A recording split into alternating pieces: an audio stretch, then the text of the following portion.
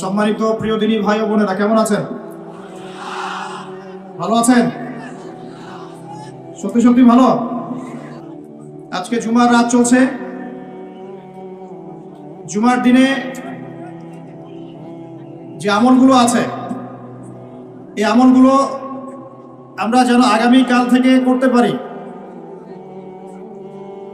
তার আগে একটু জেনে নেই স্পেশাল কি কি আমল করবেন। ওখান থেকে আমার আলোচনার মূল জায়গায় আসবো ইনশাআল্লাহ। প্রিয় ভাইরা, আমার দিকে তাকান। জুমার দিনে অবশ্যই বেশি বেশি নবী সাল্লাল্লাহু আলাইহি ওয়াসাল্লামের প্রতি দরুদ পড়তে হবে। আল্লাহ পাক তৌফিক দান করেন। বেশি বেশি দরুদ কেন? জুমার দিনে নবী সাল্লাল্লাহু আলাইহি ওয়াসাল্লামের কাছে স্পেশালি এই দরুদ এবং সালামগুলো পেশ করা হয়, এবং আপনি যত বেশি দরুদ পড়বেন, নবীর উপর সালাম পেশ করবেন, আল্লাহ পাকের রহমত তত বেশি আপনার উপর নাজিল হবে। আল্লাহ রহমত চাই না? চাই না? একবার দরুদ পড়লে আল্লাহ পাক 10 বার রহম করবেন ইনশাআল্লাহ। 10টা গুনাহ আল্লাহ মাফ করে দিবেন, মর্যাদার স্তর 10 গুণ বাড়াই দিবেন, এবং আল্লাহ পাক আপনার আমলনামা থেকে 10টা পাপ মিটিয়ে দিবেন।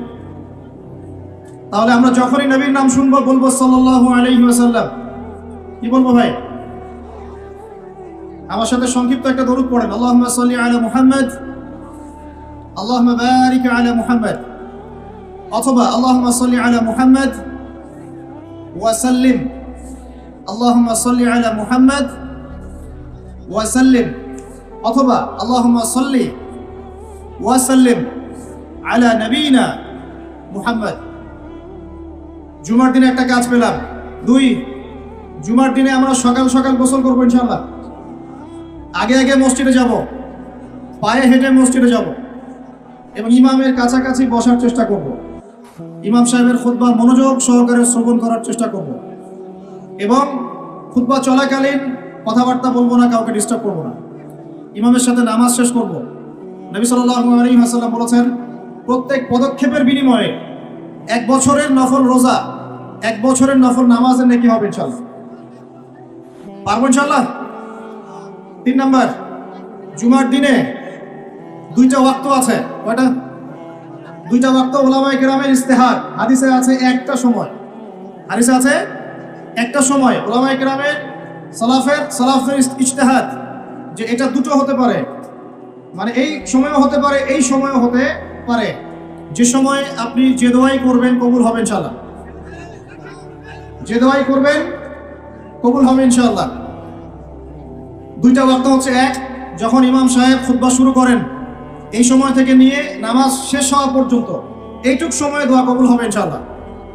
আমরা দোয়া কবুল হওয়ার ওয়াক্তগুলো জানি না, তাই দোয়া কবুলের জন্য এখানে ওখানে ধন্না দেয়। অথচ জুমার দিনে আল্লাহ পাক আপনার দোয়া কবুল করার জন্য একদম হাজির। জুমার দিন যখন খুতবা শুরু হবে, আপনি দোয়া করা শুরু করবেন মনে মনে। আর খুতবার দ্বিতীয় অংশে ইমাম সাহেব দোয়া করেন, খুতবার দ্বিতীয় অংশে ইমাম সাহেব দোয়া করেন, আমরা বুঝি না বলেই দোয়ায় আমিন পর্যন্ত বলি না। কি বলি না? এই হচ্ছে আমাদের জেনারেশনের অবস্থা। আমরা জানিও না যে কোনটা দোয়া। বাংলাদেশের 90% মানুষ জেনারেল ব্যাকগ্রাউন্ডের, তাদের মধ্যে বেশিরভাগ মানুষই জানে না যে কোনটা দোয়া হচ্ছে। আরেকটা কথা হচ্ছে, এগুলো যে দোয়া, এটা যদি মসজিদ কমিটিও জানতো, আমার ধারণা ইমাম সাহেবের চাকরি থাকতো না। না বুঝে ঠিক বলছেন? ইমাম সাহেব দোয়া করে আল্লাহুম্মা আইজ্জাল ইসলাম ওয়াল মুসলিমিন, বলেন আমিন। ইমাম সাহেব দোয়া করেন আল্লাহুম্মা আইজ্জাল ইসলাম ওয়াল মুসলিমিন, আল্লাহ ইসলাম এবং মুসলমানদেরকে ইজ্জত সম্মান দান করো। বুঝলেন কি দোয়া করেন? আল্লাহ আপনি মুসলমানদেরকে আর ইসলামকে ইজ্জত এবং সম্মান দান করেন। তখন আমরা বলি আমিন। ওয়া আযিল্লাশ শিরকা ওয়াল মুশরিকিন, আল্লাহ শিরক এবং মুশরিকদেরকে আপনি জিল্লতি দেন, ধ্বংস করেন। ওয়া দাম্মির আ'দা'আদ-দ্বীন ওয়ানসুর ইবাদাকাল মুমিনিন, আল্লাহ তোমার মুমিন বান্দাদেরকে তুমি সাহায্য করো। ইমাম সাহেব বলেন আল্লাহুম্মা উনসুর মান নাসারা দীন মুহাম্মদ সাল্লাল্লাহু আলাইহি ওয়াসাল্লাম, ও আল্লাহ মুহাম্মদ সাল্লাল্লাহু আলাইহি ওয়াসাল্লামের দ্বীনকে যারা সাহায্য করে তুমি তাদেরকে সাহায্য করো। আমরা বলি কি? আমিন।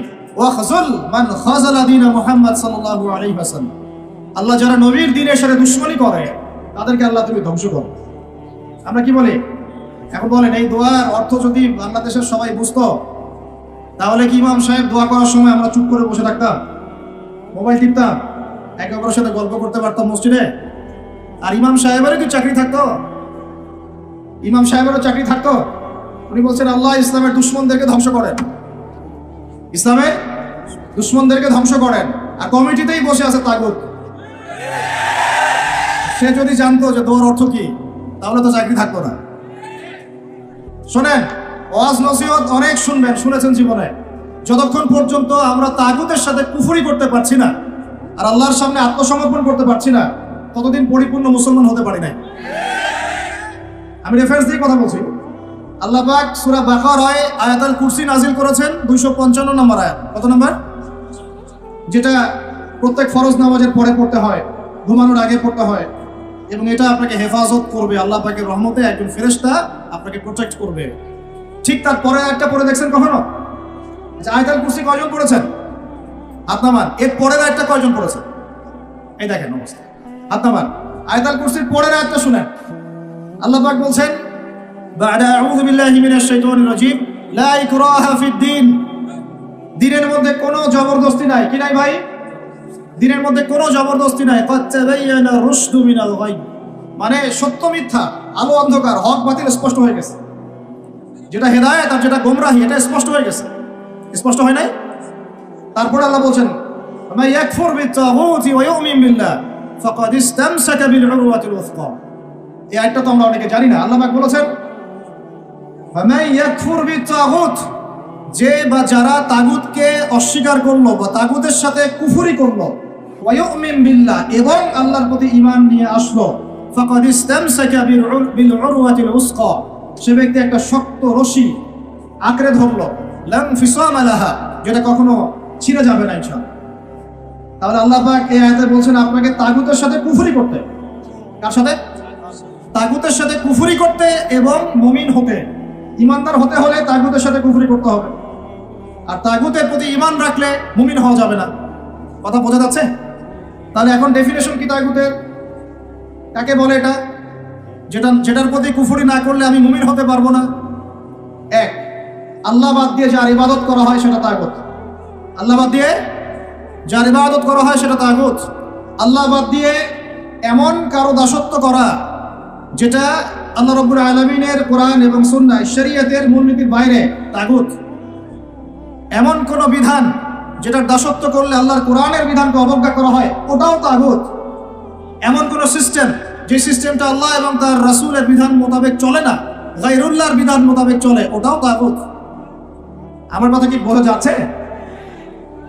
ভয় লাগতেছে? তাগুতের সাথে কুফরি না করতে পারলে মুমিন হতে পারবে না।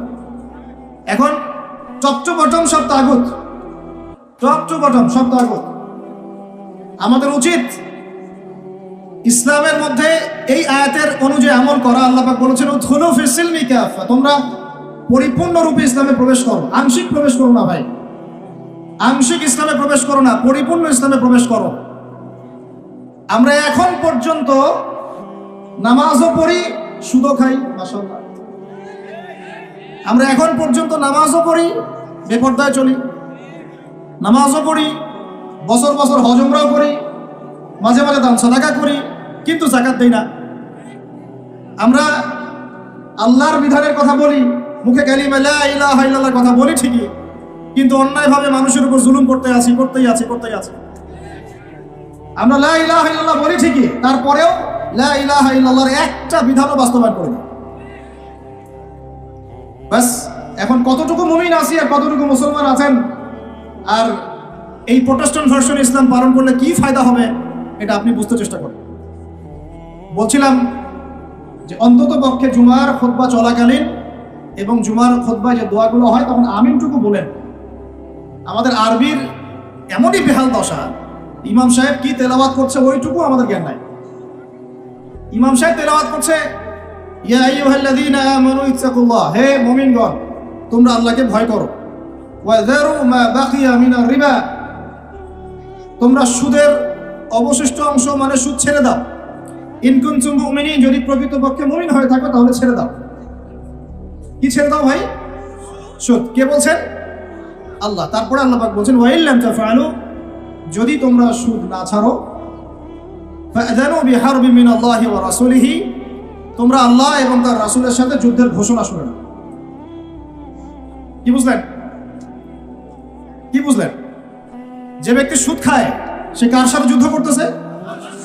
আর রাসূলের সাথে। যে ব্যক্তি সুদ খায় সে আল্লাহর সাথে যুদ্ধ করে, রাসূলের সাথে যুদ্ধ করে। মুসল্লি যারা দাঁড়িয়ে আছে, ইমাম সাহেব তেলাওয়াত করছে এই আয়াতটা, মুসল্লি হাই উঠাচ্ছে, হাই করতেছে। এই হলো আমাদের আরবির অবস্থা। কোরআনের যে ক আমরা জানি না, এটা তার অবস্থা।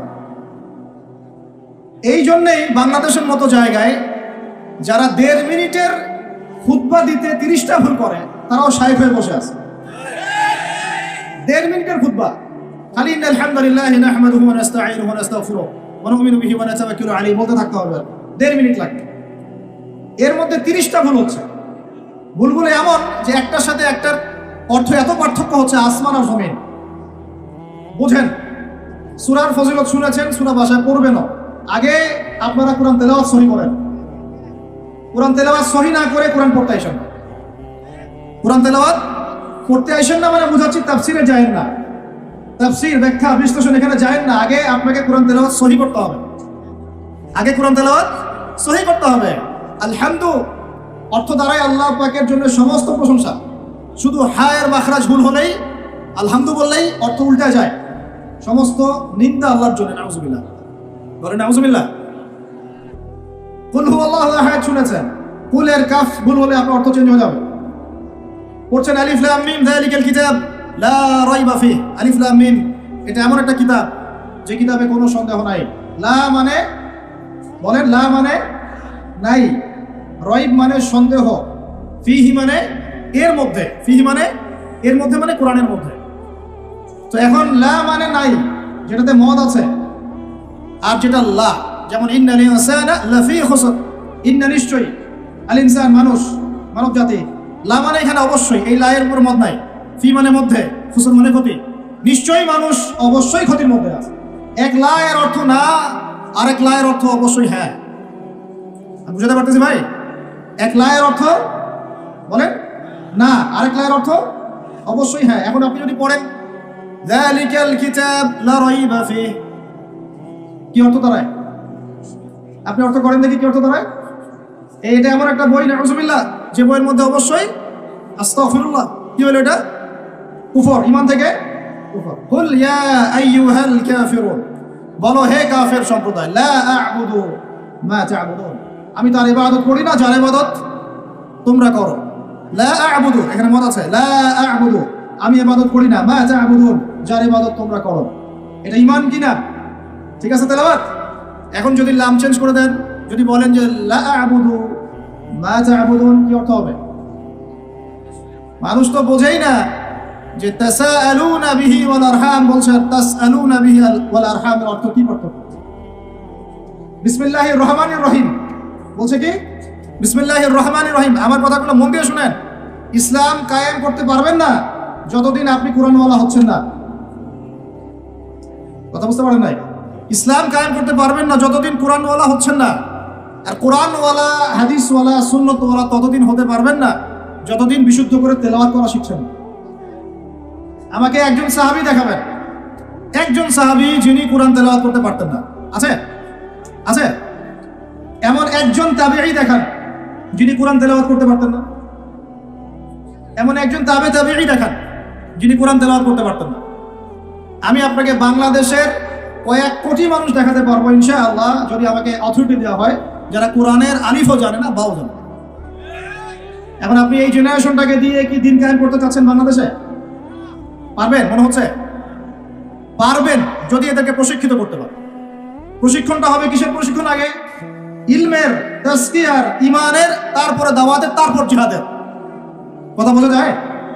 আগে ইলমের, আমলের, তাজকিয়ার, দাওয়াতের, জামাআর, ইমারার, তারপরে জিহাদের, এরপরে কামাতে দিন। আমি আস্তে আস্তে পয়েন্টে আসবো। আমার কথাগুলো মনে হয় আপনারা বুঝতে পারছেন না। বুঝতে পারছেন কি? আমি বুঝাতে চাচ্ছিলাম তেলাওয়াতে এইভাবে ভুল হয়। আর মানুষ এখন এইসব এই প্রাইমারি লেভেলের যোগ্যতা অর্জন না করেই মানুষ দিনের পথে নিজেকে দায়ী হিসেবে পরিচয় দেওয়া শুরু করছে। না, খুবই দুঃখজনক। এটা খুবই দুঃখজনক, অবমাননাকর এবং উম্মার জন্য ভয়ঙ্কর ক্ষতিকর। আর আমরা সাধারণ মানুষ অনেক সময় না বুঝে এ ধরনের মানুষকে অনেক উঁচু মর্যাদা দেওয়ার চেষ্টা করছি, না বুঝে। এটা ঠিক হচ্ছে না, কারণ উপকার করতে গিয়ে ক্ষতি হয়ে যেতে পারে বেশি।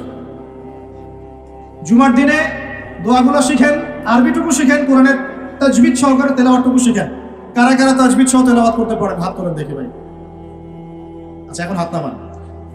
আমাকে এখন বলেন, আপনারা কারা কারা যদি আগামীকাল সকালে কোরআনের জন্য জীবন দেওয়ার প্রশ্ন ওঠে, কারা কারা দিবেন? হাত নামান, হাত নামান। ওয়াল্লাহি আল্লাহর কসম করে বলছি আপনারা পারবেন না। আচ্ছা আচ্ছা, ইনশাআল্লাহ আল্লাহ কবুল করেন। তাহলে আমাকে আগে কোরআন তেলাওয়াতটা সহি করে দেখান। জীবন দেওয়া অনেক পরের কথা, জীবন দেওয়া অনেক বড় কথা কি না? এটা কি এত সহজ? এত সহজ না ভাই, এত সহজ না। 3 দিনের রিমান্ডে একদম আপাতমস্তক সব চেঞ্জ হয়ে যাবে। কয়দিন? 3 ঘন্টা রিমান্ডে, মাত্র 3 ঘন্টা। বড় বড় ইমানদারের রিমান্ড দেখবেন যে বের হয়ে গেছে পিছন দিক দিয়ে, নাই শেষ গায়ে। এত সহজ না আল্লাহর জন্য জীবন দেয়া। আগে আল্লাহর জন্য তো আপনি নামাজই পড়তে পারছেন না, আপনি আল্লাহর জন্য তাহাজ্জুদে উঠতে পারছেন না। তাহাজ্জুদে তো উঠতে পারছি না আমরা তাহাজ্জুদে উঠতে না পারি, রাত যে জেগে আছেন, রাতের একটা অংশ তো নামাজ পড়ছেন না। আল্লাহর জন্য তো আপনি দোয়া কালামগুলো মুখস্থ করলেন না, কুরআনটাও তেলাওয়াত করে এখনো শিখলেন না। 40টা হাদিস আপনি মুখস্থ বলতে পারছেন, এখন পর্যন্ত আল্লাহর জন্য আপনি হালাল খাওয়া শুরু করতে পারলেন না। আমি কাউকে উদ্দেশ্য করে কথা বলছি না, আমভাবে বলছি। ও যদি বলি এখানে যদি কেউ চোর থাকেন, তার উপর একটা চর, তাহলে কি আপনি দাঁড়ায় বলবেন যে আমি সেই চোর? কিছু মানুষ তো বলছে আর কি। এখন বাদ দেন, আল্লাহর জন্য এখন পর্যন্ত আমরা হালাল খাওয়া তো ধরতে পারলাম না, শুধু খেয়েই যাচ্ছি। আয়াত একটা তেলাওয়াত করলাম, এটা আল্লাহর সাথে যুদ্ধ করা, নবীর সাথে যুদ্ধ করা। ইমাম সাহেব তেলাওয়াত করে, আমি বুঝি আমার হাই ওঠে। নামাজে দাঁড়ায় চেয়ার নিয়ে কারাকারি করি, কে আগে চেয়ার নিয়ে কারাকারি করতেন? নামাজে দাঁড়াই নড়া চড়া, মানে বুঝি না যে কি হচ্ছে নামাজে, কার সামনে দাঁড়িয়েছি, কি বলছি। আর আল্লাহ পাক যে আমাকে দেখছেন, আমার যে নামাজে আল্লাহর সামনে দাঁড়িয়ে আমি আছি, আল্লাহ পাকের সামনে আমাকে এভাবেই কিয়ামতের দিন মানে ইন্ডিভিজুয়ালি দাঁড়াতে হবে। নামাজ কি ফিলিংস দিবে? নামাজে দাঁড়িয়ে গা চুলকাচ্ছি, আঙ্গুল ফুটাচ্ছি, নড়াচড়া করছি, হাই উঠাচ্ছি। আর ইমাম সাহেব যদি একটু তেলাওয়াতটা লম্বা করে ফেলছে, ব্যাস, তাহলে তো অবস্থা খারাপ, পরের দিন থেকে চাকরি নাই।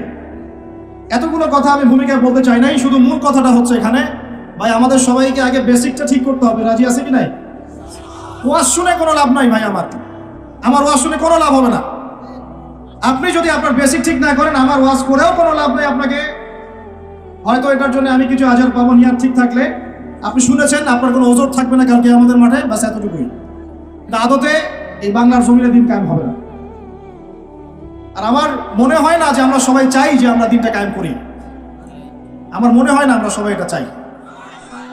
গুটি কয়েক কিছু মানুষ চায়, বাকিরা মনে করে কি দরকার এত ঝামেলায় যাওয়ার, কি দরকার, ভালোই তো আছি, স্ত্রী সন্তান বউ বাচ্চা নিয়ে আসি, চাকরি বাকরি করছি, ব্যবসা বাণিজ্য করছি, খাচ্ছি যাচ্ছি, এভাবেই কবরে যাবো। কয়েকজন ফিকির করে যে আমি একটা তাফসির লিখে যাই, বা একটা বই লিখে যাই, বা আমি অ্যাটলিস্ট কিছু হকের কথা বলে যাই, বা আমি অ্যাটলিস্ট একটা অ্যাসোসিয়েশন ফর্ম করি, দিনের জন্য কিছু করি, বা আমি অ্যাটলিস্ট একটা মসজিদ মাদ্রাসা করে তুলি, বা আমি যুবকদেরকে শিক্ষিত করার জন্য বা দিনের পথে আনার জন্য কোনো ফিকির করি, বা আমি আলেমদেরকে একসাথে করার একটা ফিকির করি। কয়জনের এই ফিকিরগুলো থাকে আসলে?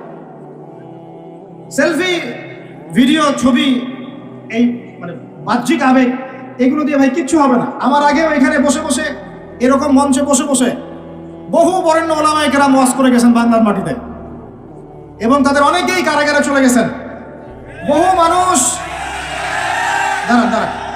মানুষ তাদের ওয়াজ শুনে ঠিক ঠিক বলতো, গরম গরম বক্তব্য দিতেন, এবং মানুষও ঠিক ঠিক বলতেন। জনগণও তাকে আর উস্কে দিত যেন সে আরো গরম বক্তব্য দেয়। হ্যাঁ, বিশ্বাস করেন, তারা যখন নাই, বিগত 1 বছর, 2 বছর, 3 বছর, 4 বছর, 5 বছর চলে যায়, ওই ঠিক বলা জনগণ একবারও তাকে খোঁজ দিতেও যায়নি, একদিনও দেখতে যায়নি তাকে, একদিনও তার পরিবারের খবর নেয় নাই, একদিনও জানে নাই তার স্ত্রী কিভাবে রাত কাটাইছে, একদিনও তার সন্তানের খোঁজ নেয় নাই, তাকে এই বিপদ থেকে মুক্ত করার জন্য টাকা পয়সাও খরচ করে নাই, মামলা মোকদ্দমায় দৌড়াদৌড়ি করে নাই। আমরা ফ্যান্টাসিতে দিন কায়েম করতে পারবো না। আমার কথা একটু তিক্ত, কিন্তু কথাগুলো বাস্তব। আজ না হোক কাল বুঝবেন ইনশাল্লাহ, আজ না হোক কাল বুঝবেন ইনশাল্লাহ। এখন 2023 সাল চলছে, 1444 হিজরি চলছে। 1444 মানে নবী সাল্লাল্লাহু আলাইহি ওয়াসাল্লাম 1444 বছর আগে দিন কায়েম করে চলে গেছেন পৃথিবীতে। 1444 বছর পর এসে আমরা এগুলো নিয়ে কথাবার্তা বলছি। আমরা জানি না আমাদের সামনে জাতিগতভাবে, বৈশ্বিকভাবে আর এমনিতেই ইউনিভার্সাল কতটুকু সময় বাকি আছে, আমরা এটা জানিও না। হাদিসে অনেক আগেই বলা হয়েছে যে এই 2 আঙ্গুলের ডিস্টেন্স যতটুকু, তোমরা আমার 2 আঙ্গুল দেখো, এই 2 আঙ্গুলের ডিস্টেন্স যতটুকু, আমার আগমন আর কিয়ামতের দূরত্ব এতটুকু। নবীজি অনেক আগে বলেছেন যে আসর থেকে মাগরিব, সময়টার উদাহরণ মিসাল হচ্ছে আসর থেকে মাগরিব। এইভাবে দিন কায়েম হয় না। আমরা যদি দিন সত্যিকার অর্থে কায়েম করতে চাই, আগে বেসিক ঠিক করতে হবে।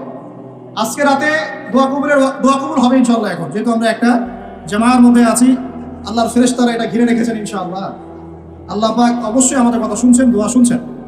সবাই আগে দোয়া করি, নিয়াত করি যে এই নামাজের কথাটা আপনার কানে চলে গেল, আজকের পর থেকে কোনোদিনও যেন নামাজ না ছুটে যায়। জোরে বলেন মুজাহিদদের মতো, আল্লাহ আমাদের দোয়া আপনি কবুল করুন। আমাদের কারো যেন কখনো এক ওয়াক্ত নামাজও আল্লাহ মিস না যায়। নামাজে আমরা যা পড়বো তা যেন বুঝতে চেষ্টা করি। আল্লাহ পাক আমাদের সবাইকে কোরআন বিশুদ্ধ করে তেলাওয়াত করার তৌফিক দান করেন এবং কোরআনের ভাষা আরবি শেখার তৌফিক দান করেন। আরবি না শিখে আমরা দাওয়াতি কাজে আসবো না। এবং আমরা সবসময় মুহাক্কিক ওলামায়ে কেরামের সাথে থাকবো। তাদের সাথে থেকে আমরা দিন শিখবো, তাদের সোহবতে থাকবো, তাদের কাছে পরামর্শ করব, তাদের কাছে সিলেবাস করে নিয়ে পড়াশোনা করব, করে নিজের যোগ্যতাকে বাড়াবো ইনশাআল্লাহ। আল্লাহ পাক আমাদের দোয়া যেন কবুল করেন। আমরা সবাই হালাল খাবো আগে ইনশাআল্লাহ, কোনোভাবেই হারাম রিজিকে যাব না ইনশাআল্লাহ। আল্লাহর সাথে যুদ্ধ করব না, নবীর সাথে যুদ্ধ করব না, সুদভিত্তিক অর্থনীতির সাথে আমাদের যেন কোনো সম্পর্ক না থাকে। যদিও এটা এই বিশ্বে একদম অলমোস্ট ইম্পসিবল। আমি বলছি অলমোস্ট ইম্পসিবল। এই বিশ্বে সুদভিত্তিক অর্থনীতির অক্টোপাসের এই চক্রজাল থেকে বের হওয়া অলমোস্ট ইম্পসিবল, কিন্তু একেবারে অসম্ভব নয়। আল্লাহ পাক যদি তৌফিক দেন আর আমাদের নিয়ত যদি ঠিক থাকে, ইনশাআল্লাহ চেষ্টা করলে আল্লাহ পাক রাস্তা দেখাবেন ইনশাআল্লাহ। স্বেচ্ছায় সুদ খাবো না, কারণ নবীজি বলছেন 4 শ্রেণীর মানুষকে আমি লানত করলাম, অভিশাপ। 4 শ্রেণীর মানুষকে আমি অভিশাপ করলাম। 1 শ্রেণী যে সুদ খায়, 1 শ্রেণী যে দেয়, 1 শ্রেণী সাক্ষী থাকে, আর 1 শ্রেণী লিখে রাখে। আর আপনি যে জবটার জন্য এত ট্রাই করছেন, আলটিমেটলি জবটা এই 4টার কোনো একটাতে পড়বে। বুঝতে পারেন না? আলটিমেটলি আপনি যে জবের জন্য ট্রাই করছেন এখন, দিনরাত একাকার করে দেখেন কোনো না কোনোভাবে এই 4টার মধ্যে পড়ে যায় কিনা। পড়ে গেলে আপনার আমার উপরেও নাউজুবিল্লাহ আল্লাহ নবীর লানত অভিশাপ চলে আসে। এটা কি চাচ্ছি? আল্লাহ হেফাজত করুন। আর ভয়ঙ্কর হাদিস তো অনেকদিন বলেছি, অনেকদিন শুনেছেন, আবারও শুনেন, কারণ আল্লাহ পাক সূরা আর রহমানে একই আয়াত 32 বার রিপিট করেছেন। কতবার? ফাবিআই আলাই রাব্বিকুমা তুকাযিবান। একটা আয়াত এতবার বলার কি দরকার ছিল? আল্লাহ পাক কি কোরআনের শব্দের অপচয় করেন? কোরআনে কি একটা শব্দের অপচয় আছে? যুলকারনাইন বাদশা বা অনেকে নবী বলেন আলাইহিস সালাম একটা কওমের কাছে গিয়েছিলেন, দেখলেন তারা সূর্যের আলো থেকে রক্ষা করার জন্য কোনো সভ্যতা ওদের কাছে নাই। ওই পুরো সভ্যতার বর্ণনা আল্লাহ পাক একটা শব্দের মতো দিয়েছেন, কাযালিকা। কাযালিক, তারা এমনই ছিল। কাযালিক, তারা এমনই ছিল। তা শেষ। ওইটারই তাফসীর করেছেন কত বড় উলামায়ে কেরাম।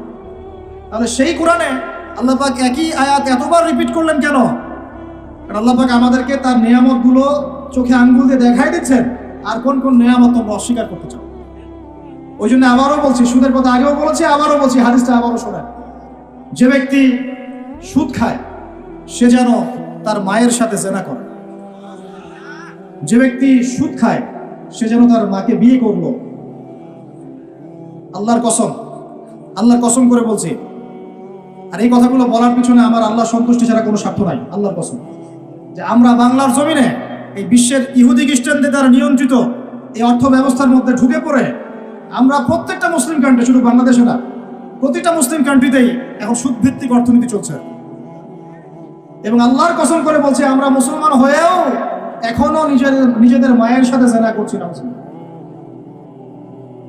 7টা বিয়ে জায়েজ না জায়েজ এটা নিয়ে আপনারা প্রশ্ন করেন, কারণ হচ্ছে ভাইরাল ইস্যু, মজা লাগে, উত্তর আপনিও জানেন। কিন্তু সুদ দিয়ে যে মায়ের সাথে জেনা করতেছেন এই প্রশ্ন করেন না কেন? হ্যাঁ, বিয়ের সাথে নিয়ে প্রশ্ন করেন, দিন কায়েম নিয়ে প্রশ্ন করেন না কেন? শীতের দিনে বিয়ে করতে মজা লাগে না লাগে এইসব আলোচনা হয়, আল্লাহর জমিনের দাওয়াত জিহাদ নিয়ে কথা বলেন না কেন? যুব সমাজকে কিভাবে আল্লাহর দিকে নিয়ে আসা যায়, একটা সূত্রে গেঁথে ফেলা যায়, বরেণ্য ওলামায়ে কেরামদেরকে কিভাবে একটা জামায়ার মধ্যে আনা যায়, একটা আমিরুল মুমিনিন নিয়ে আসা যায়, এইসব চিন্তা করেন না কেন? সারাদিন কি এইসব মাসলা মাসাইল শিখতে থাকবেন? সারা জীবন এগুলোই করতে থাকবেন? সময় নাই হাতে আমাদের। এই জায়গাগুলো কে পূরণ করবে? এই জায়গাগুলো তো খালি হয়ে যাচ্ছে দিন দিন, কে পূরণ করবে? অনলাইনে বসে বসে পোস্ট লেখা সহজ, সমালোচনা করা সহজ, একটা কমেন্ট করা সহজ, লাইক শেয়ার দেওয়া সহজ। এই চেয়ারগুলো আপনি এসে পূরণ করেন, আসেন। এই চেয়ারগুলো উম্মার নেতৃত্ব প্রদানকারী জায়গাগুলো আপনারা পূরণ করেন, আসেন। পড়াশোনা করেন, সাহসী হন, সবরের পরিচয় দেন, মুজাহাদা করেন, প্রশিক্ষিত হন, হয়ে আসেন, কথা বলেন, জামায়া গড়ে তোলেন, উম্মাকে নেতৃত্ব দেন, আসেন। এই জায়গাগুলো কাদের জন্য ছেড়ে দিচ্ছেন আপনারা? এই উম্মার দায়িত্ব আবু তো আদনানের নয়, এই উম্মতের দায়িত্ব আব্দুল মালিক সাহেবের নয়, এই উম্মতের দায়িত্ব এই মুস্তাকুর নবী হুজুর, ওসামা ভাই, আহমদুল্লাহ হুজুর, এই ইন্ডিভিজুয়াল মানুষদের নয়। একজন ব্যক্তির উপরে, কয়েকজন ব্যক্তির উপরে আপনি দায়িত্ব চাপাই দিতে পারবেন না। উম্মার প্রত্যেকটা ব্যক্তির দায়িত্ব আছে এই উম্মাকে বিজয়ী করার জন্য। আর আপনি চিন্তা করেন, আয়নার সামনে দাঁড়ান, আয়নার সামনে দাঁড়ায় চিন্তা করেন না যে সারাটা জীবনে 30-32 বছর বয়স হয়ে গেল, 40-50 হয়ে গেল, এই উম্মাহ আপনার কাছ থেকে কি পেয়েছে এখন পর্যন্ত? এই উম্মাহ আপনার কাছে কি পেয়েছে? কয়টা বই পেয়েছে? কয়টা লেকচার পেয়েছে? কয়টা অ্যাসোসিয়েশন পেয়েছে? কয়টা ইকোনমিক প্রজেক্ট পেয়েছে? কয়টা জামায়া, কয়টা ইমারা, কয়টা দাওয়া, কয়টা মসজিদ, কয়টা মাদ্রাসা, কি পেয়েছে উম্মাহ আপনার কাছে? আমি আপনার কলবে আঘাত করতেই আসছি, আমার কথা আপনি আঘাত পাবেন আমি জানি। এই আঘাতটা আপনাকে আল্লাহর পথে নিয়ে আসবে ইনশাআল্লাহ। এই আঘাতটা ইনশাআল্লাহ আমাদের এই তরুণ ভাইদেরকে আল্লাহর পথে নিয়ে আসবে ইনশাআল্লাহ। সাহসী মানুষদের মতো বলেন ইনশাআল্লাহ। এই আওয়াজগুলা ইনশাআল্লাহ আমাদেরকে আল্লাহর পথে নিয়ে আসবে ইনশাআল্লাহ।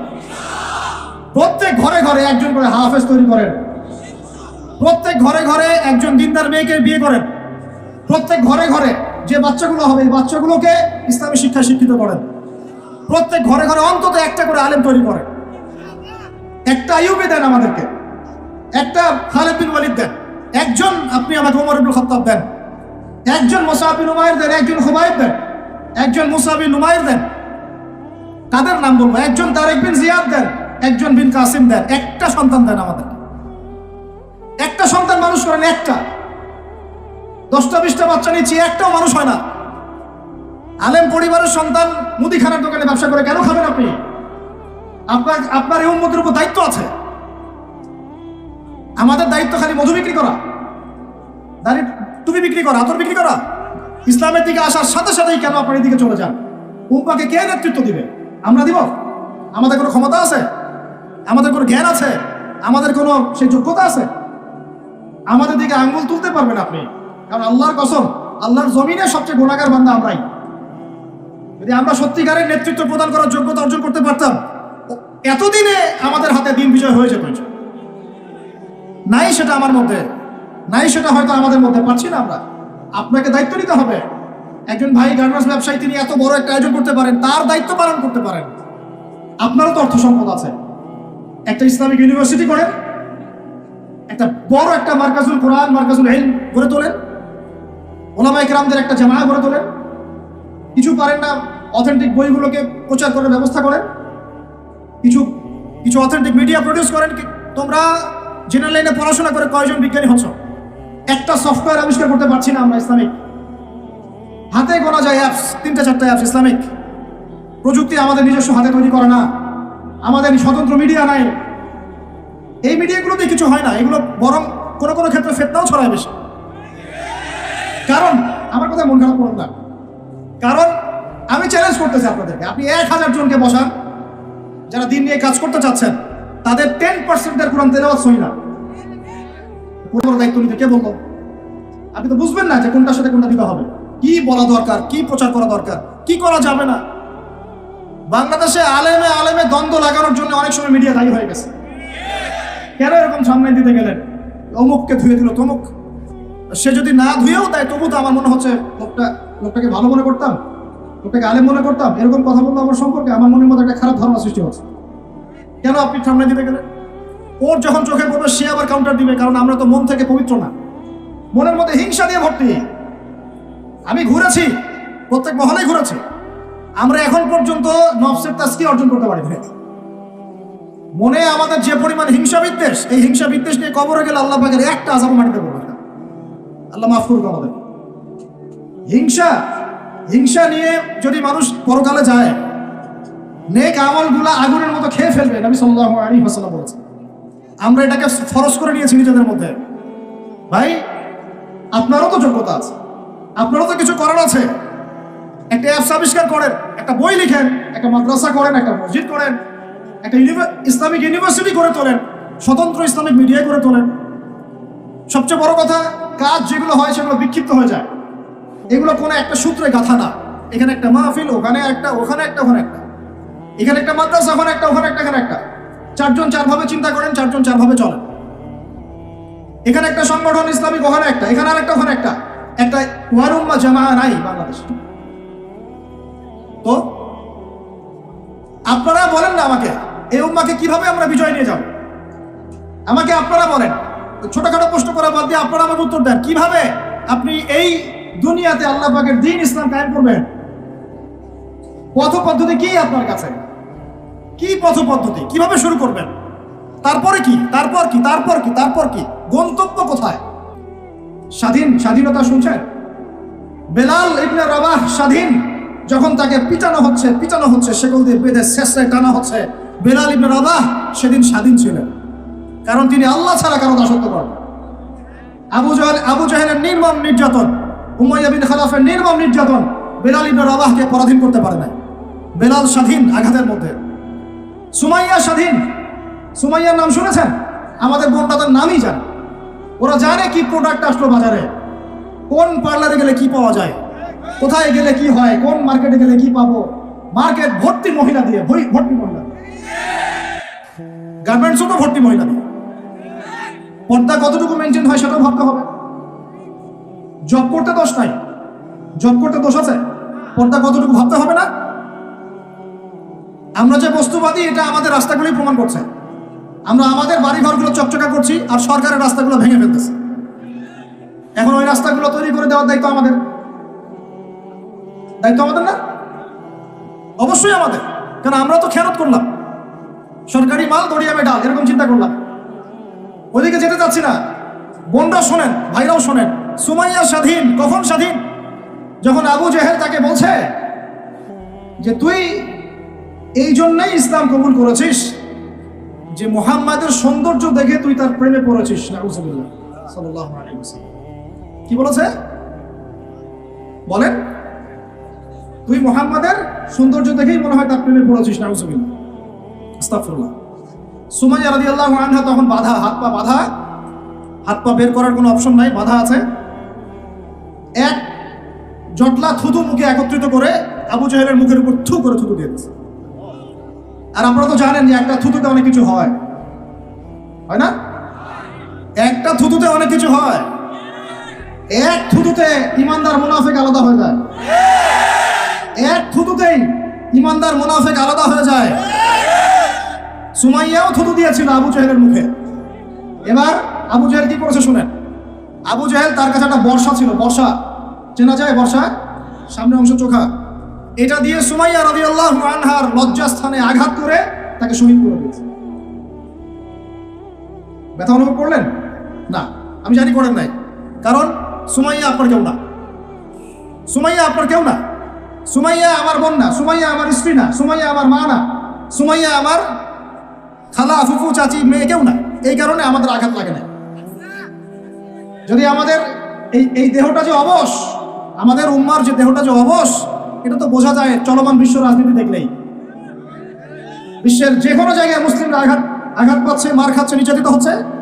দোয়াও তো মুখ দিয়ে বেরো হয় না, তাদের স্মরণে একদিন কেউ রোজা রেখে একটু দোয়াও করে না, নামাজে একটু দোয়াও করে না, দুইটা কথাও বলে না, কোনো মানববন্ধন নাই, কোনো প্রতিবাদ নাই, কিছুই না। মানে পুরো দেহটাই প্যারালাইজড, শেষ, অবশ অনুভূতি। আর প্রত্যেকটা বর্ডার এক একটা অনিকেত প্রান্তর, যেখানে অনুভূতিগুলোর ব্যবচ্ছেদ করা হয়েছে, ফিলিংসগুলোকে ব্যবচ্ছেদ করে ফেলে দেওয়া হয়েছে, ফিলিংস নাই। সুমাইয়ার কথা শুনে আমাদের লাগলো না, কারণ সুমাইয়া আমার মেয়ে না, আমার মেয়ে আয়েশা তো আর না, আমার মেয়ে মারিয়াম তো আর না, আমার ছেলে ওমর উসমান তো আর না। সুমাইয়া তখন স্বাধীন, যখন তাকে বর্ষায় শহীদ করা হলো, সে স্বাধীন, জান্নাতে চলে গেল। জুলাইবিস একজন সাহাবী ছিলেন, ছোটখাটো মানুষ, ইসলাম কবুল করে আসছেন। খায়বার যুদ্ধের দিন নবী সাল্লাল্লাহু আলাইহি ওয়াসাল্লাম তার হাতে তাকে তলোয়ার দিয়েছেন এবং তাকে যুদ্ধে মানে অগ্রগামী যে সৈনিকরা থাকে প্রথম কাতারের দিকে, সেখানে থাকার মানে চান্স দিয়েছেন। তাকে মানুষ বিয়ে করতে চাইতো না, কারণ তার চেহারা সুরত খুব একটা ভালো লাগে না, বংশ নিচু, মানুষের একটা থাকে না প্রেস্টিজ ইস্যু, তার মনে কষ্ট। নবী সাল্লাল্লাহু আলাইহি ওয়াসাল্লাম একদিন প্রস্তাব পাঠালেন, তাকে চিঠি দিয়ে, যে তুমি এই চিঠিটা নিয়ে অমুক গোত্রে যাও, গিয়ে বলো যে আমি বলেছি তোমাকে যেন মেয়ে দেয়। তখন তারপরেও মেয়ে দিতে যাচ্ছে না, কিন্তু সেই মেয়ে শুনেছে যে আল্লাহর নবী সুপারিশ করেছে, আমার যৌবনের উপর ধিক্কার যদি আমি এই সুপারিশ না রাখি। তিনি বললেন জুলাইবিস যেমনই হোক চেহারা, আমি তাকে বিয়ে করতে রাজি আছি। তিনি বিয়ে করলেন, সংসার হলো, শুরু হলো। এই সাহাবী খায়বার যুদ্ধে শহীদ হলেন। নবী সাল্লাল্লাহু আলাইহি ওয়াসাল্লাম তার চারপাশে দেখলেন, তার চারপাশে 12 জন ইহুদির লাশ পড়ে আছে। কয়জন? একাই 12 জনকে হত্যা করেছে এই সাহাবী। সুবহানাল্লাহ। আল্লাহর নবী তাকে নিজের হাতে কোলে নিয়েছেন, কোলে মানে তার দেহটা এরকম ছিল আর খুব লম্বা চড়া না, নিজের হাতে কোলে নেওয়ার মতো নিয়ে নিজ হাতে তিনি তাকে দাফন করলেন। আর বললেন যে আমার এই সাহাবীর জন্যে হুরে নেঈনরা তাদের দরজা খুলে দিয়েছেন। তিনি তখন স্বাধীন। উমর ইবনে খাত্তাব তখন স্বাধীন। কখন স্বাধীন? উমর রাদিয়াল্লাহু আনহু যে কোরআন খুলে সূরা তাহা পড়ছেন, তাহা পড়তে পড়তে তার ভিতরে ফিলিংস চলে আসলো যে না, এটা আল্লাহর পক্ষ থেকে আসছে। তিনি বলছেন খুযুনি ইলা রাসূলিল্লাহি ওয়া আসহাবিহি, আমাকে আল্লাহর রাসূলের কাছে নিয়ে চলো, তার সাহাবীদের কাছে নিয়ে চল। তাকে নিয়ে যাওয়া হলো। ভিতরে হামজা ছিলেন রাদিয়াল্লাহু আনহু, তাকে টেনে নিয়ে আসলেন ভিতরে। বলছেন তরোয়াল নিয়ে আসছো কি জন্য? হ্যাঁ, আলা তানতাহি হাত্তা ইয়াজআল আল্লাহু বিকা কারিয়া, ততক্ষণ পর্যন্ত কি তুমি ক্ষান্ত হবে না যতক্ষণ আল্লাহর গজব না আসছে তোমার উপরে? ওমর ইবনে খাত্তাব বলছেন ইয়া রাসূলুল্লাহ, হে আল্লাহর রাসূল, জিতুকা উমিনু বিল্লাহি ওয়া রাসূলিহি, আমি আপনার কাছে এসেছি আল্লাহ এবং আপনার প্রতি ঈমানদার হয়ে এসেছি। ওয়া বিমা জিতা বিহি মিন ইনদিল্লাহ, এবং আপনি আল্লাহর পক্ষ থেকে যা নিয়ে এসেছেন এই কোরআনের প্রতি ঈমানদার হয়েই আমি আপনার কাছে এসেছি। আশহাদু আল লা ইলাহা ইল্লাল্লাহ ওয়া আশহাদু আন্না মুহাম্মাদান আবদুহু ওয়া রাসূলুহু। কালিমা পড়লেন, মুসলিম হলেন, স্বাধীন হলেন। আগে পরাধীন ছিল। বুঝতে পারছেন না কথা? এরপরে তিনি সবার দরজায় গিয়ে নক করলেন। আবু জাহেলের বাসায় নক করে বলছেন হাল আলিমতা আন্নী কদ আসলামত, তুমি কি জানলা যে আমি ইসলাম কবুল করেছি? আবু জাহেল, তুমি কি জানলা, শুনলা যে আমি ইসলাম কবুল করেছি? আরেকজনের বাসায় যান, উমাইয়া বিন খালাফ, হাল আলিমতা আন্নী কদ আসলাম, তুমি কি জানলা আমি ইসলাম কবুল করেছি? ওয়াত্তাবা'তু মুহাম্মদ সাল্লাল্লাহু আলাইহি ওয়াসাল্লাম, আমি আল্লাহর রাসূলের ইত্তেবা করেছি। এরপর কুরাইশদের এই কাবার সামনে গিয়ে বলছেন ইয়া মা'শারাল কুরাইশ, হে কুরাইশ তোমরা শুনো, ই'লামু আন্নী কদ আসলামত, তোমরা জেনে রাখো যে আমি ইসলাম কবুল করেছি। ওয়া শাহিদতু আল্লা ইলাহা ইল্লাল্লাহ ওয়া আন্না মুহাম্মাদান আবদুহু ওয়া রাসূলুহু। এবার কুরাইশরা গিয়ে তার উপর আক্রমণ শুরু করলো। 40 জন 50 জন গিয়ে তাকে জাপটে ধরতেছে, তিনি একাই লড়তেছেন সবার সাথে। একজন এসে পরামর্শ দিচ্ছেন, ওই যে আপনারা যারা হিকমতের দোহাই দিয়ে কাপুরুষতাকে আড়াল করতে চান তারা শুনেন ওয়াজটা ভালো করে। যারা হিকমতের দোহাই পেরে কাপুরুষতাকে আড়াল করতে চান তারা শুনেন। উনি এসে বলেছেন যে আফালা কুনতা কাতামত, তুমি কি ইসলাম কবুলের এই বিষয়টাকে গোপন রাখতে পারতা না? কি দরকার ছিল এভাবে প্রকাশ্যে বলার? কি দরকার ছিল এভাবে কাফেরদের সাথে একটা দ্বন্দ্বে জড়ানোর? শোনেন তারপরে তিনি কি বলছেন। তিনি বলছেন যে ওয়াল্লাহি, আল্লাহর কসম করে বলছি, লা উফাররিকান্না বাইনাল হাক্কি ওয়াল বাতিল কামা ফাররাকাল্লাহু বাইনাল লাইলি ওয়ান নাহার। আল্লাহু আকবার।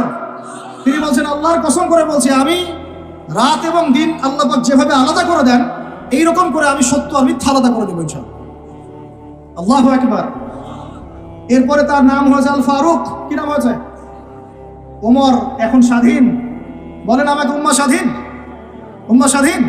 কিছু করতে গেলেই বলবে স্যাংশন দিয়ে দিব, কিছু বললে বলবে যে একদম টাকার মান কমাই দিব, আরো কিছু যদি বলতে চায় আমাদের প্রশাসন গভর্নমেন্ট তারা যদি আরো বড় পদক্ষেপ নিতে চায় প্রশাসন গভর্নমেন্ট যদি বলতে চায়, বলতে পারে বা বলে ওই ইউনাইটেড নেশনসে গিয়ে যে আমরা আমাদের দেশ থেকে আমাদের সেনাবাহিনী পাঠাবো, গাজায় গিয়ে আমাদের পক্ষে, আমাদের মুসলিমদের পক্ষে যুদ্ধ করবে, এই কথা যদি বলতে পারে বা বলে, দেখবেন তাদের সমস্ত শক্তি দিয়ে বাংলাদেশকে আক্রমণ করে ফেলছে।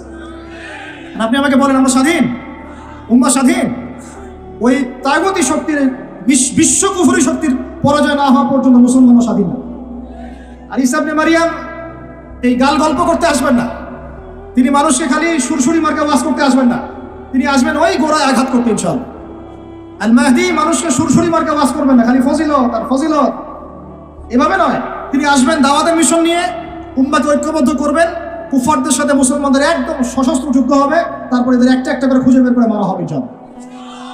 আল্লাহর কসম করে বলতেছি, আমাদের একটা মুসলিম ভাইয়ের রক্ত বৃথা যাবে না, একজন শিশুর রক্ত বৃথা যাবে না ইনশাআল্লাহ। একজন বোনের ইজ্জতের মূল্য ওদেরকে দিতে হবে ইনশাআল্লাহ। এই যে বিগত 1.5 মাসে তোমরা 19,600 জনকে হত্যা করেছো, একটা একটা করে হিসেব আমরা নিব ইনশাআল্লাহ। 1914 সাল থেকে 2023 পর্যন্ত প্রায় 3.5 লক্ষ মানুষকে হত্যা করা হয়েছে, এর হিসেব ওরা দিবে ইনশাআল্লাহ। এর হিসেব আমরা নিব ইনশাআল্লাহ, আমরা ছাড়বো না ইনশাআল্লাহ। আর মনে রাখেন, আমাদের এখানে কি হবে তারপরও আল্লাহ পাক করবেন না। আল্লাহ পাক জানেন কোন জায়গা থেকে দিন কায়েম করতে হবে। ঈসা ইবনে মারিয়াম 40 বছর ওই তখ্ত থেকে, ওই সিংহাসন থেকে পুরো বিশ্বটাকে শাসন করবে ইনশাআল্লাহ। আপনারা আঞ্চলিক রাজনীতি নিয়ে পড়ে আছেন থাকেন, আমি বিশ্ব রাজনীতি নিয়ে কথা বলছি। আঞ্চলিক পলিটিক্স নিয়ে আমার কোনো আগ্রহ নাই, কারণ আমি জানি এই পুরো সাবকন্টিনেন্ট শাসন করবে ঈসা আলাইহিস সালাম। যদি আমরা তার পক্ষের লোক হয়ে যাই, তাহলে আমরা ইজ্জত সম্মান পাবো ইনশাআল্লাহ।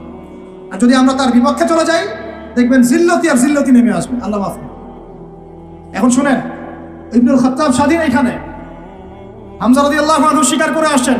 যুবক ভাই আপনি শুনেন, এই যে ওমরের কথা বললাম, এরকম একটা ছেলে আমাকে দিতে পারবেন ঘর থেকে, প্রত্যেকটা ঘর থেকে পারবেন? সাহস আছে খালি বলবে যে আমি রাত দিন যেমন আল্লাহ আলাদা করে দেন, আমি সত্য মিথ্যা আলাদা করে দেবো, পারবে? তোমরা টিকটক চালাচ্ছ, পাবজি খেলতেছো, ফ্রি ফায়ার খেলতেছো, মেয়ে নিয়ে পড়ে আসো, তোমরা কিভাবে উম্মাহকে নেতৃত্ব দিবা? নামাজ পড়তেছো না, সাপ্তাহিক সওয়াব তো রাখো না মনে হয়, আল্লাহ ভালো জানেন। দান সাদাকা কতটুকু করো আল্লাহ ভালো জানেন। কোরআন তেলাওয়াত করতে শিখতেছো না, কোনো আলেমের সহবতে যাও না। ইউটিউব, অনলাইন, ফেসবুক, ব্যাস, that's all. YouTube, online, Facebook হচ্ছে একটা ফিতনা জগৎ। আপনি বলতে পারেন যে আমার লেকচারও তো যায়, অনেক বড় বড় আলেমদের লেকচারও যায়, সব মেনে নিয়েই বলছি এটা ফিতনার জগৎ। সব মেনে নিলাম, আপনার কথা মেনে নিয়েই বলতেছি ফিতনার জগৎ। কারণ এর কন্ট্রোলও কুফরের শক্তির হাতে, এর কন্ট্রোল তাগুতি শক্তির হাতে। আপনি এটা নিয়ন্ত্রণ করেন না, এই প্রযুক্তি আপনি তৈরি করেন না। আমরা আলাদা করে কোনো মুসলিম কমিউনিটি, সোসাইটিও বিল্ড আপ করতে পারিনি অনলাইনে, পেরেছি? আমাদের কোনো স্বতন্ত্র সামাজিক যোগাযোগ মাধ্যম আছে? বলেন। উমর ইবনে খাত্তাবের মতো একজন স্বাধীন মানুষ দেন। হামজা রাদিয়াল্লাহু আনহু স্বাধীন কখন? আবু জাহেল আল্লাহর নবীকে একটা আঘাত করেছে, বলেন নাউজুবিল্লাহ, সাল্লাল্লাহু আলাইহি ওয়াসাল্লাম। আপনারা তো জানেন তার পিঠের মধ্যে উটের নাড়ি ভুঁড়ি দেওয়া হয়েছে, চাপানো হয়েছে। তো এই দৃশ্য একজন দাসী দেখেছে, হামজা রাদিয়াল্লাহু আনহু স্বীকার করে আসছেন, তাকে বলছে তোমার ভাতিজাকে এইরকম আঘাত করেছে আবু জাহেল। আবু জাহেলের নাম কিন্তু আবু জাহেল না, আবু জাহেলের নাম আবুল হাকাম। সেও কিন্তু আল্লাহকে বিশ্বাস করতো। আপনারা মনে করবেন না যে সে একদম ইহুদি ছিল বা খ্রিস্টান ছিল, এমন না। সে আল্লাহকে বিশ্বাস করতো, কিন্তু আল্লাহ পাকের বিধান মানত না। এখন হামজা রাদিয়াল্লাহু আনহু বলছেন আওয়া ফাআলা যালিক, সে কি সত্যিই কাজ করেছে? হ্যাঁ, সত্যিই কাজ করেছে। আচ্ছা চলো দেখাও আবু জাহেল কোথায় আছে। তিনি ঘোড়া ছুটাই গেলেন কাবা ঘরের সামনে, গিয়ে বললেন যে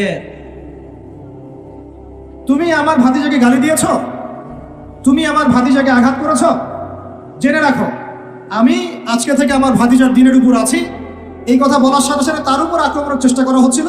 তিনি নিজে একটা ঘুষি দিয়ে আবু জাহেলের একটা দাঁত ফেলে দিলেন। দাঁত যে পড়ে গেছে কিনা সিরাতের কিতাবে এত স্পষ্ট নাই, কিন্তু আঘাত একটা ঘুষি দিয়েছেন এটা স্পষ্ট।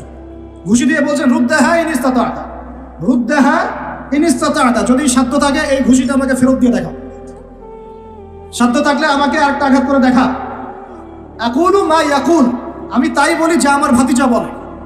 শাহিদতু আল্লা ইলাহা ইল্লাল্লাহ ওয়া আন্না মুহাম্মাদান আবদুহু ওয়া রাসূলুহু, আমি সাক্ষ্য দিচ্ছি বা দিলাম আল্লাহ ছাড়া কোনো ইলাহ নাই, মুহাম্মদ আমার ভাতিজা আল্লাহর রাসূল। তোর সাধ্য থাকলে আমাকে ঠেকা। এরকম জেনারেশন দিতে পারবেন? আপনার ছেলেটা কি এরকম, আপনার ভাইরা কি এরকম, এই আমাদের মায়েরা তাদের সন্তান কি এরকম, যে মেয়েদেরকে ঘরে নিয়ে আসছেন এই মেয়েগুলোও কি সুমাইয়ার মতো? উম্মে আমারা একজন নারী সাহাবী, উম্মে আমারা উহুদের যুদ্ধে চতুর্দিক থেকে আল্লাহ নবীকে আক্রমণ করা হচ্ছে, তিনি একাই তীর ছুটছেন। মহিলা সাহাবী, নারী সাহাবী, আমাদের নারী মেহেদি দেয় বসে বসে, তাও বয়ফ্রেন্ডের জন্য। আমাদের নারীরা ঘরে বসে বসে মেহেদি দেয়, পার্লারে যায় বয়ফ্রেন্ডের জন্য। আর উম্মে আমারা রাদিয়াল্লাহু আনহা তাদের মতো সাহাবীরা জীবন দেন রাসূলের জন্য। স্বাধীনতা এই যে তারা স্বাধীন, আল্লাহর দাসত্বের অধীনে তারা কাউকে পরোয়া করতেন না, তখন উম্মাহ ছিল স্বাধীন। আর কি, আর কার কয়জনের কথা বলবো আপনাদের? মুসআব বিন উমাইর, বিখ্যাত সাহাবী, তরুণ সাহাবী, দায়ী মানুষ, এত দামি পারফিউম ইউজ করতেন, এটা এখনকার লাখ টাকা কোটি টাকার দাম হবে। বিত্তশালী পরিবারের, এই যে বিত্তশালী পরিবারের সন্তানরা শুনেন, আপনারা তো বাইক দাবড়ায় বেড়ান, গাড়ি ড্রাইভ করে বেড়ান, মাঝখানে অ্যাক্সিডেন্ট করে দেন, কেসও খান না, তাই বাপের টাকা আছে পার পেয়ে যান, ইয়াবা খান, তারপরে গিয়ে মেয়ে নিয়ে ফুর্তি করেন, জেনা নিত্য নৈমিত্তিক ব্যাপার। একটা মেয়েকে পিছনে ওঠান, 7 দিন ঘোরান, আবার চেঞ্জ করেন, 7 দিন পর আরেকটা নেন। মুসআব বিন উমাইরও ধনীর সন্তান ছিলেন, ধনীর দুলাল।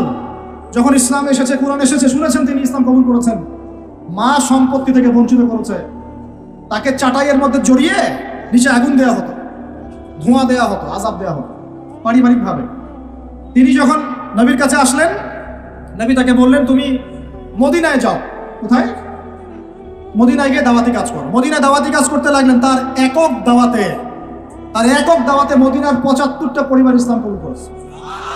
এই যে মদিনায় যে ইসলামের আপনি জয় জয়কার দেখছেন, এটা মুসআব বিন উমাইর রাদিয়াল্লাহু আনহু দাওয়াতের একটা ফসল, আল্লাহ রাসূলের দোয়া। কয়টা পরিবার? এই 75 পরিবার এসে বায়াত করলেন নবীর কাছে। তারপরে নবী হিজরত করলেন মদিনায়। এমনি এমনি হয়নি, এটা প্রেক্ষাপট। ওই মুসআব বিন উমাইর রাদিয়াল্লাহু আনহু উহুদের যুদ্ধে শহীদ হচ্ছেন, তার গায়ে তখন 50টার বেশি তরবারের আঘাত আছে। কয়টা বেশি? তার মাকবারা ওখানে আছে, দেখে আসেন। তিনি স্বাধীন। ওই ময়দানে যারা সেদিন ছিলেন, ওই শনিবার সকাল 10টা থেকে, ওটা তো শাওয়াল মাসের, তাই না? শাওয়াল না, রমজানের পরে শাওয়াল মাসে যুদ্ধ হয়েছে। শাওয়াল মাসের 10 তারিখ মেবি, হ্যাঁ 10 তারিখ 9 তারিখ সিরাত কারা পড়েছেন, 9 বা 10 সকালবেলা যুদ্ধ হচ্ছে। ওই সময়ে পৃথিবীতে যারা ওই সময় যুদ্ধ করছেন মুসলমানদের পক্ষে, আল্লাহর জমিনের মধ্যে সবচেয়ে শ্রেষ্ঠ মানুষ, সবচেয়ে শ্রেষ্ঠ জীবন, শ্রেষ্ঠ মউত, ওখানে তারা উঠবেন, তখন তাদের গা থেকে মেশকাম্বরের ঘাম ছুটতে থাকবে। মারেফত থাকলে আপনিও পাবেন, অন্তরের মধ্যে কলুষতা থাকলে আপনি পাবেন না, তো স্বাভাবিক। এখন মুসআব বিন উমাইর কি পরাধীন না স্বাধীন? বলেন, তিনি কি পরাধীন না স্বাধীন? স্বাধীন মুসআব বিন উমাইর। আরেকজনের কথা শুনেন, বলতে থাকলে আপনাদের সারা রাত ফজর হয়ে যাবে। জাফর ইবনে আবি তালেব নাম শুনে, তিনি বোন গিয়েছেন হাজতে, সোনার দোকানে। ইহুদি তাকে বলছে নিকাব খোলো, সে নিকাব খুলবে না। ইহুদি দুষ্ট, ষড়যন্ত্র করে তার কাপড়ের একটা অংশ রশি দিয়ে গিট বেঁধে দিয়েছে। আমাদের দিনী বোন উঠতে গিয়েছেন, সতর একটু খুলে গেছে, নাউজুবিল্লাহ, চিৎকার করে উঠেছেন। পাশে ছিলেন এক আমাদের আনসারী সাহাবী, আওয়াজ শুনেছেন। সেই আওয়াজ শুনে এক মুহূর্ত দেরি করেন নাই, মদিনায় ফিরে এসে নবীর কাছে পারমিশনও চান নাই।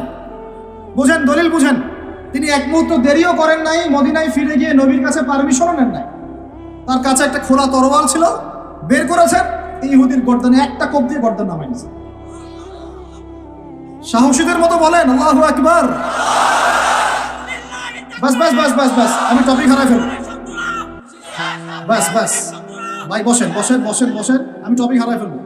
আমি দলিল দিচ্ছি আপনাকে। এই সাহাবী নবীকে গিয়ে জিজ্ঞাসা করেছেন, পরামর্শ নিয়েছেন, তার সামনে তার বোনকে এইভাবে কিস করা হয়েছে, এক মুহূর্ত দেরি করেন নাই, গর্দান নামাই দিয়েছে। এবার ইহুদিরা মিলে ওই সাহাবীর উপর আক্রমণ করে ওই সাহাবীকে শহীদ করে দিয়েছে। তাই শেষ, ওনাকে মেরে ফেলেছে। তারপরে এই কেসটা নবীর দরবারে আসলো। নবীর দরবারে আসার পরে নবী সাল্লাল্লাহু আলাইহি ওয়াসাল্লাম সাহাবীর ব্যাপারে কোনো সমালোচনা তো করলেনই না। সাহাবী, তুমি ভুল করেছো, আমাকে জিজ্ঞেস করে করো নাই, আমার পরামর্শ কেন নেও না, এগুলো তো বললেনই না। বরং তার অন্যান্য সাহাবীদেরকে বললেন, সবাই যুদ্ধের বর্ম করে বের হও, বনু কাইনুকাকে আক্রমণ করতে হবে। এখন আপনি দেখছেন 3 মাসে 19,600 জন, 3 মাসে সরি 3 মাস কিসের 1.5 মাসে 19,600 জন। আর এখানে একজন মুসলিম ভাই, একজন মুসলিম বোনের ইজ্জতের বিনিময়ে নবী সাল্লাল্লাহু আলাইহি ওয়াসাল্লাম পুরা বনু কাইনুকাকে একদম সমূলে উৎপাদিত করে মদিনা থেকে বিতাড়িত করেন। ওই উম্মার সাথে উম্মার কোনো সম্পর্ক আছে? ওই আরবের সাথে এই আরবদের কোনো সম্পর্ক আছে? ওই স্বাধীনতার সাথে এখনকার এই পরাধীনতার কোনো সম্পর্ক আছে? এরপরে আপনারা ফ্যান্টাসি নিয়ে পড়ে আছেন। আল্লামা রুমি বলতেন, উনি একজন বড় সুফি মানুষ ছিলেন, উনি বলতেন যে আমি যা বুঝি আর আমি যা জানি বুঝতে পারি, তোমাদেরকে বলে কি লাভ, তোমরা তো বুঝবা না। কে বলতেন?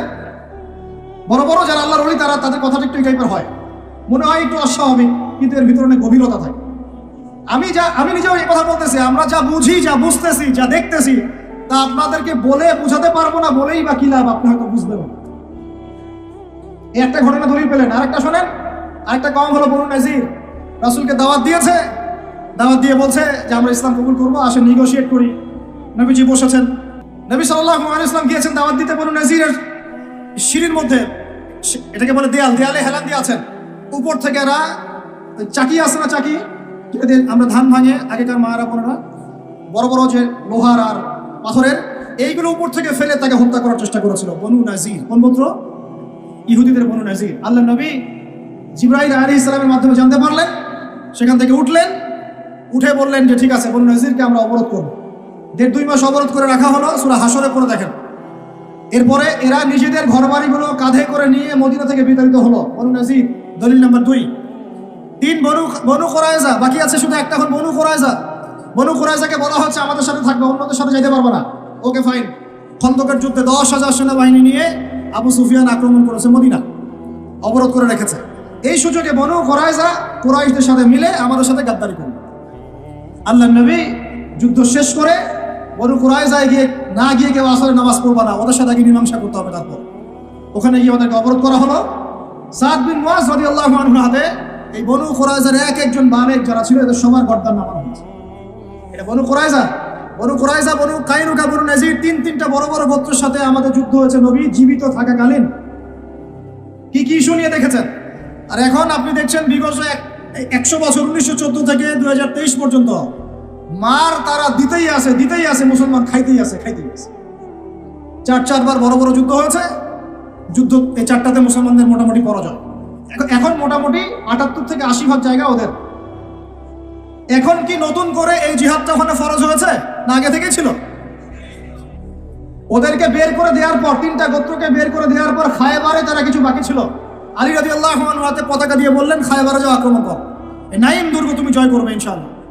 খায়বারের মারহাব ছিল একজন বীর, ইহুদি বীর, একাই 10 জনের সাথে লড়তে পারে। আলী ইবনে আবি তালেবের তরবারের আঘাতে ওর মাথার উপর থেকে তরবাল গিয়ে এইভাবে বসে গেছে মাটিতে, মানে দেহটা এইভাবে দ্বিখণ্ডিত হয়ে গেছে। ওদেরকে তারপরে বের করে দেওয়া হয়েছে। তারপর নবী সাল্লাল্লাহু আলাইহি ওয়াসাল্লাম বলেছেন তার ইন্তেকালের কয়েকদিন আগে, যে আমার ইন্তেকালের পর তোমরা বাকি যে অবশিষ্ট যারা আছে এদের সবাইকে জাজিরাতুল আরব থেকে বের করে দিবে। কে বলেছেন এটা? বলেন। এখন তারপর ওমর রাদিয়াল্লাহু আনহু ওটা জয় করেন, আমাদের আন্ডারে থাকে। 1099 সালে ক্রুসেডাররা গিয়ে ওটা আবার দখল করে। তার মোটামুটি ভাবে 80 থেকে 90 বছরের মধ্যেই 1176 নাকি 87, 1176 দিকে আইয়ুবী রাহিমাহুল্লাহ গিয়ে সেটা আবার জয় করেন। তারপরে আবার ওখানে লড়াই হয়েছে। তারপরে আবার গিয়ে আপনার মামলুকদের ভূমিকা আছে, জেঙ্গিদের ভূমিকা আছে, তুর্কিদের ভূমিকা আছে, ওসমানীয়রা আবার দখল করেছে। এই সিলসিলা চলতে চলতে 1914 সালে গিয়ে তারা এই ব্রিটেনের সহযোগিতায় এই জায়গাটা দখল করেছে। কত সালে? এই তো 1914 সালে। দখল করার পর থেকে এখন এই বিগত 100 বছরে ওখান থেকে তারা বিশ্বের সব নিয়ন্ত্রণ করা শুরু করেছেন। জায়গা দখল থেকে শুরু করে মুসলিম ভাইদেরকে দমন, আমাদের বোনদেরকে ধর্ষণ, শিশুদেরকে হত্যা, জমি উপড়ে ফেলা, কি না করেছে তারা বিগত 100 বছরে ওখানে যা যা করেছে বা করে যাচ্ছে। এরপরেও যদি আমাদের টনক না নড়ে, আমরা যদি মনে করি যে আমরা তো খুব ভালো আছি, তাহলে আল্লাহর কসম আমরা এখন উম্মাও বুঝি নাই, স্বাধীনতাও বুঝি না। আমাদের সবাইকে বুঝতে হবে পুরো মুসলিম উম্মা একটা দেহ। আমরা নিজেদের বেসিক ঠিক করব, অর্থনীতি ঠিক করব, আমাদের পরিবার ঠিক করব, আমাদের দাওয়াতের মোটিভটা ঠিক করব। এই ইস্যু পাগল জাতি হব না, মূল জায়গা থাকার চেষ্টা করবো ইনশাআল্লাহ। আস্তে আস্তে সেই প্রজন্ম আসবে ইনশাআল্লাহ। আমি না পারি, আপনি না পারেন, আমাদের পরের জেনারেশন পারবে ইনশাআল্লাহ। আর এখন এই ইস্যুগুলো নিয়ে কথা বললে মুসলমানদের মধ্যে এক শ্রেণীর মুনাফিক তারা আমাদের বিপক্ষে কথা বলা শুরু করে। এই জাতির এখন চিনতে আশা করি বাকি নাই যে মুসলিমদের মধ্যে কত মুনাফিক ঢুকে গেছে। কোন দলের সাথে আমাদের কোনো দ্বন্দ্ব নাই, আমাদের দ্বন্দ্ব হচ্ছে কথিত মুনাফিকদের সাথে, যারা এই চলমান সংকটের মধ্যেও মুসলমানদের পক্ষে না গিয়ে জালেমের পক্ষ নিচ্ছে। এই চলমান সংকটের মধ্যেও মাজলুমদের পক্ষ না নিয়ে যারা জালেমের পক্ষ নিচ্ছে, এদের সাথে আমার কোনো সম্পর্ক নাই, আপনাদেরও সম্পর্ক থাকার কথা না, এই উম্মারও সম্পর্ক নেই। এখন আপনি আমি সেই দায়িত্ব পালন করবো কিনা সেটা আমাদের বিষয়, আমাদের কর্তব্য কি সেটা আমাদের বুঝতে হবে। এইসব ফ্যান্টাসি বন্ধ করেন, এইসব উপরে উপরি স্লোগান বন্ধ করেন এবং আইওয়াজ শোডাউন সব বন্ধ করেন। সবাই 5 ওয়াক্ত নামাজি হয়ে যায়, আল্লাহ তৌফিক দান করেন। সবাই মিলে তাহাজ্জুদ গুজার হয়ে যায়, আল্লাহ তৌফিক দান করেন। আল্লাহ পাক সবাইকে হালাল খাওয়ার তৌফিক দেন। সবাই অর্থনীতি ঠিক করে ফেলাই, সবাই দাওয়াতের মেহনতে লেগে পড়ি। আল্লাহ যাকে যা দিয়েছেন তাই দিয়ে দিনের খেদমত করেন।